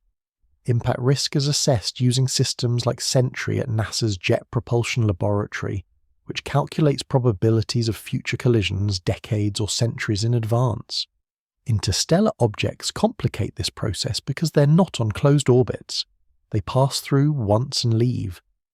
Predicting their paths requires accurate position measurements over the short time they're observable, and any non-gravitational accelerations from outgassing make those predictions uncertain. For 3i Atlas, orbital elements are reasonably well determined now, but if fragmentation occurs, each fragment will need to be tracked individually, a much larger computational and observational burden. Speculative future scenarios involve catching interstellar objects earlier, far enough out that we could send spacecraft to intercept them. Current technology doesn't allow this for most objects because launch windows are short, and the velocities required are beyond what our rockets can achieve without gravity assists. But future propulsion systems, ion drives, nuclear thermal rockets, even solar sails, might make intercepts feasible. Imagine detecting an interstellar comet at 10 or 20 AU, while it's still in the outer solar system, and sending a probe to rendezvous, collect samples, and return them to Earth. The scientific payoff would be immense. Such missions require money, political will, and international cooperation. Space exploration is expensive. A sample return mission to an interstellar object would cost billions of dollars, comparable to flagship missions like Mars rovers or Europa orbiters. Justifying that expense requires convincing governments and taxpayers that the science is worth it. Past efforts to secure funding for comet and asteroid missions have succeeded: Rosetta, Hayabusa, OSIRIS-REx, because the scientific community made compelling cases. But budgets are limited and priorities compete. Private sector involvement is growing. Companies like SpaceX, Blue Origin and others are reducing launch costs, making space more accessible. Entrepreneurs interested in asteroid mining or space tourism might also be interested in interstellar objects, though the business case is less clear. Still, the trend is toward more players with more resources entering the space domain, which could accelerate the development of detection and intercept capabilities. The political dimension can't be ignored. Space is increasingly contested, with nations competing for strategic advantage. Satellites, lunar bases, and planetary defense systems have military as well as scientific implications. An object like 3I Atlas, approaching through the solar system on a hyperbolic trajectory, would be monitored not just by astronomers, but by defense agencies worried about misidentification or potential threats. The distinction between natural and artificial becomes crucial in that context, which is why claims like Avi Loeb's, however speculative, get taken seriously by some audiences. Existential risk from cosmic threats extends beyond near-Earth asteroids. Solar flares and coronal mass ejections can disrupt satellites and power grids. Gamma-ray bursts from distant supernovae or colliding neutron stars, though rare, could sterilize Earth's atmosphere if they occurred close enough and pointed our way. Rogue planets, wandering through the galaxy without stars, could theoretically pass through the solar system, gravitationally perturbing orbits. Interstellar objects are another category, rare but increasing in frequency as our detection improves. Each detection teaches us more about their properties and numbers, refining our understanding of the risks they pose. The funding and political challenges are substantial. Bold missions require long-term commitment, often spanning decades from conception to completion. Political cycles are short, administrations change, priorities shift. International cooperation helps stabilize these efforts, spreading costs and risks across multiple nations, but it also introduces coordination challenges and diplomatic complexities. The International Space Station is a model of cooperation, but it's also a case study in the difficulties of managing multinational projects. Corporate and private sector involvement could bypass some political obstacles, but it introduces profit motives that might not align with scientific goals. A company mining asteroids might prioritize resource extraction over scientific study. A billionaire funding a mission might impose conditions that limit data sharing or publication. Balancing these interests requires careful negotiation and oversight. 3I Atlas is a test of our current systems. Are we detecting it early enough? Are we gathering sufficient data? Are we coordinating effectively? Are we communicating clearly with the public? So far, the answers are mostly yes, though there's room for improvement. The next interstellar object might be faster, fainter, or stranger. The infrastructure we build now will determine how well we handle it. Part 14. Fusion's quiet breakthrough moment. While we watch the sky for cosmic fire, scientists on Earth have been trying to bottle their own, taming the reactions that power stars and bringing them under control in laboratories. Fusion energy, the promise of unlimited clean power, has been the perpetual 30 years away joke for decades. But in 2025, the joke is starting to wear thin because the breakthroughs are becoming routine. Inertial confinement experiments at the National Ignition Facility have now achieved repeatable net energy gain, meaning more energy out than in, multiple times. Magnetic confinement facilities in Europe and Asia are reaching plasma temperatures and confinement times that edge closer to practical power generation. The quiet breakthrough is that fusion is starting to work. Net positive energy doesn't mean commercial viability yet. The energy gain in current experiments is modest, and the systems are inefficient in ways that matter for real-world power plants. But the principle is proven.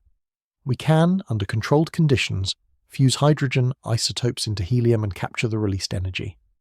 What remains is engineering, making the process efficient, scalable, economical. Those are not trivial challenges, but they're different from the fundamental physics challenges that dominated the field for decades. If fusion becomes practical, the implications for human energy infrastructure are profound. No greenhouse gas emissions, minimal radioactive waste compared to fission, Fuel that's abundant in seawater, no risk of runaway reactions or meltdowns. It's as close to an ideal energy source as physics allows. Energy abundance could transform civilization, eliminating one of the primary constraints on economic growth and technological development. Contrast this with cosmic fragility. We're learning to control energy at the atomic scale, forcing nuclei together with such precision that they fuse, but we remain fundamentally helpless before cosmic forces. A comet fragments, and there's nothing we can do to stop it. A solar flare erupts and we scramble to protect satellites. A gamma ray burst from across the galaxy could sterilize Earth's atmosphere, and we wouldn't even see it coming until it arrived.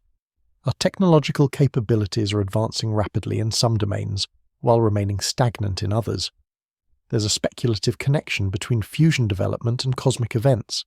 If Earth had to deal with increased atmospheric dust from a fragmenting comet, could that affect climate and energy infrastructure?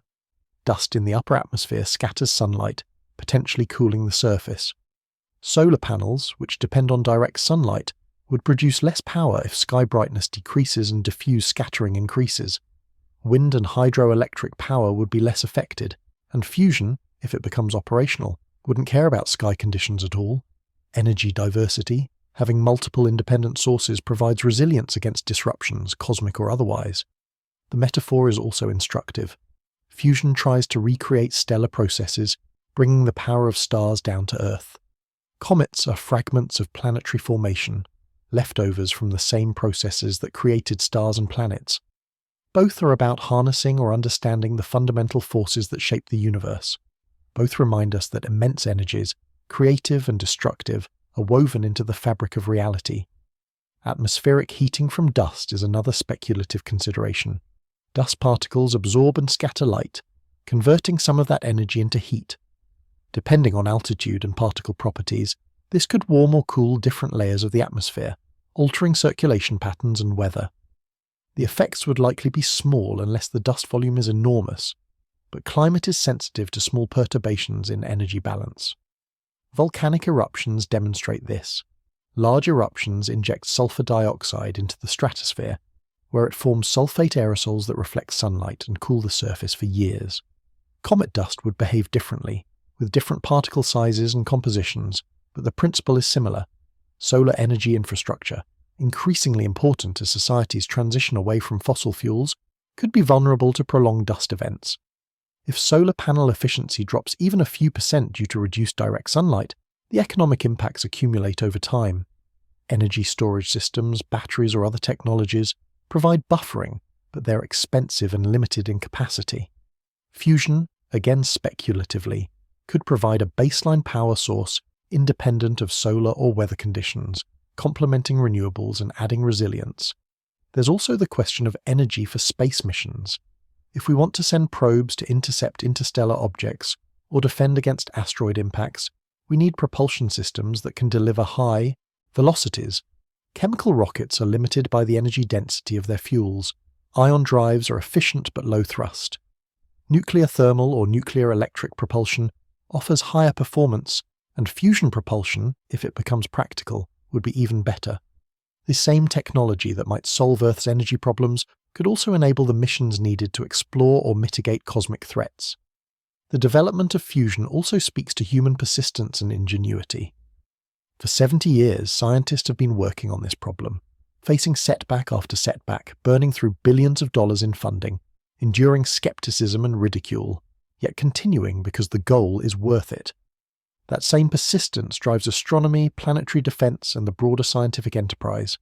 We tackle problems that span generations, knowing we might not see the solutions ourselves because the pursuit itself is valuable. 3i Atlas and fusion research are both about confronting the extreme. Comets expose material to conditions we can barely replicate on Earth, temperatures near absolute zero, radiation fields, vacuum harder than our best laboratory chambers. Fusion requires temperatures hotter than the sun's core, magnetic fields stronger than anything nature creates on planetary surfaces, confinement precisions measured in fractions of millimeters. Both push the boundaries of what we can observe, measure, and control. If 3i Atlas fragments, the energy released, while enormous by human standards, is trivial compared to the energies in fusion reactions or stellar processes. A comet breaking apart releases kinetic and thermal energy equivalent to large explosions, megatons perhaps, but fusion reactions in stars like the Sun release that much energy every fraction of a second, continuously, for billions of years. The scales are incomprehensible, a reminder of how small and fragile our existence is against the backdrop of cosmic forces. Yet we persist, building telescopes to watch the sky, building reactors to tame fusion, building models to predict and understand driven by curiosity and necessity. The universe doesn't care whether we succeed, but we do, and that makes all the difference. Part 15. The October Wildcard, Science That Stunned This Month. October 2025 was a remarkable month for science, even setting aside interstellar comets and age-reversing mice. A third headline emerged, one that stunned researchers and captured public imagination in ways that few scientific announcements manage. Astronomers announced the detection of complex organic molecules, including amino acids, in the atmosphere of an exoplanet 40 light-years away. The planet, roughly Earth-sized and orbiting within its star's habitable zone, showed spectroscopic signatures that are consistent with biological processes. Biosignatures, they're called, and if confirmed, they would be the first evidence of life, beyond Earth. The discovery was made using the James Webb Space Telescope, observing the planet as it transited its host star. During transits, starlight filters through the planet's atmosphere, and molecules in that atmosphere absorb specific wavelengths, creating a spectrum. By analysing those absorption lines, astronomers can determine which molecules are present. Webb detected not just simple molecules like water and carbon dioxide, which are common, but complex organics including glycine, the simplest amino acid, and traces of what might be methane and oxygen in combinations that are hard to explain without biology. The caveats are enormous. Spectroscopic interpretation is difficult, and alternative explanations exist. Some chemical processes on lifeless worlds can produce organic molecules. Methane and oxygen together suggest disequilibrium, but geological activity, not life, might maintain that imbalance. The data quality, while excellent, leaves room for uncertainty. Follow-up observations are planned, more transits, longer integration times, different instruments. The scientific community is cautious, emphasizing that extraordinary claims require extraordinary evidence. But the possibility, even if remote, that we're seeing signs of life on another world is profound. For centuries, humans have wondered whether we're alone in the universe. Philosophers speculated, scientists theorized, science fiction writers imagined, but we had no data. Now, maybe we do. If the biosignature claim holds up, it means life is not unique to Earth, that the universe contains other biospheres, other evolutionary experiments, perhaps other intelligences. The connection to 3i Atlas and interstellar objects is not immediately obvious, but philosophically deep. If life exists elsewhere, could it travel between star systems on comets or asteroids? The panspermia hypothesis? Could 3i Atlas, formed around another star, carry organic molecules or even dormant microbes from its home system? The conditions for survival are harsh, as discussed earlier, but not impossible. Discovering life elsewhere would make the question of interstellar contamination or seeding suddenly much more urgent. The other connection is about cosmic context. We live in a universe that's far stranger and more diverse than our ancestors imagined. Interstellar objects visit regularly. Exoplanets number in the billions.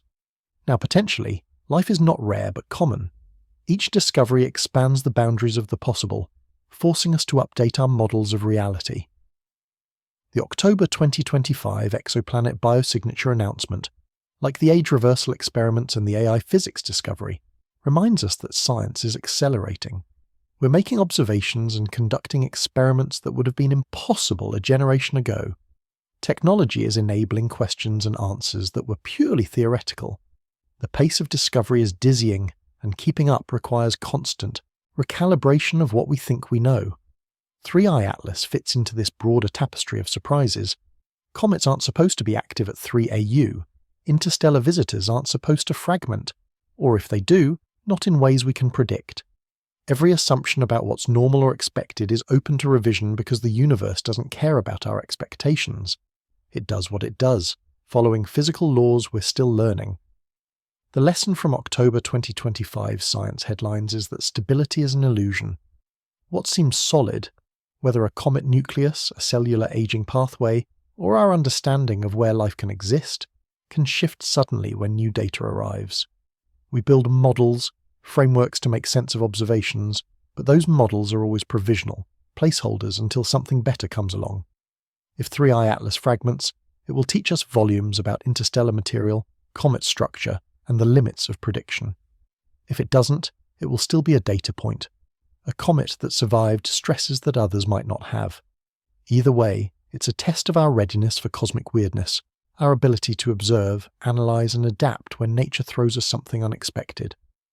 The synthesis of these themes, fusion breakthroughs, AI discoveries, age reversal, exoplanet biosignatures, and interstellar comets, points toward a future where boundaries blur.